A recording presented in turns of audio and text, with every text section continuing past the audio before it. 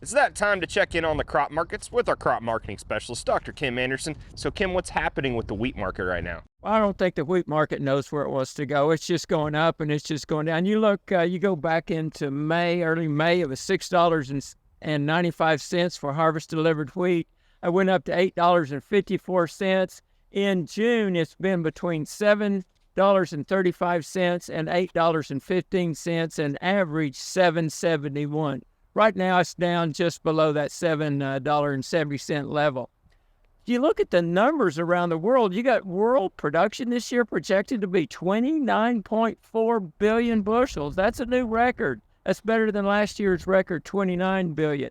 You look at world ending stocks, 9.95 billion. That's up a little bit from 9.8 last year, but it's still below average as far as ending stocks goes. U.S. total wheat production, 1.67 billion bushels. This is the third year in a row that U.S. wheat stocks have been between 1.6 and 1.7 billion. The average is about 1.8, so still below average. Look at ending stocks for the U.S. for all wheat, 525 million bushels. The average 800 million bushels. So we got tight stocks in the U.S. where we're relatively tight in the world, but plenty of wheat out there. So we got adequate wheat around the world, just tight U.S. stocks. So, what's the latest news in the corn market? Well, if you look at corn, volatile, just like wheat, you can go back into May, $4.75 for harvest delivered corn.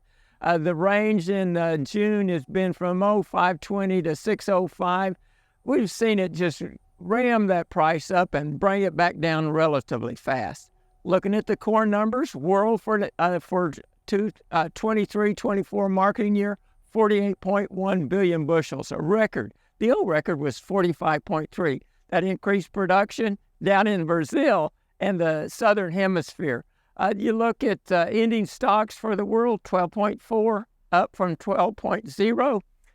U.S. production, 15.3 billion bushels. The old record, 15.1.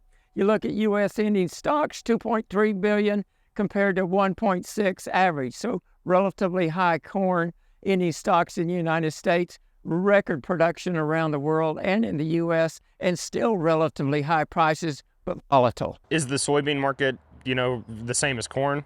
If you overlay the soybean prices over the corn prices, it's almost a mirror image. You've got the world production, 15.1 billion. That's a record. The old record was 13.6, and that was last year's production. You look at ending stocks for the world, 4.5 billion. The average is 3.8. So more than adequate stocks there. U.S. production, just above 4.5 billion. Last year was just below 4.5 billion. U.S. ending stocks, 350 million. That's up from a little over 200 this last year and an average of 440. So soybeans, just like corn, just like wheat, near record world production and still relatively high prices. All righty, thanks, Kim. Dr. Kim Anderson, grain marketing specialist here at Oklahoma State University.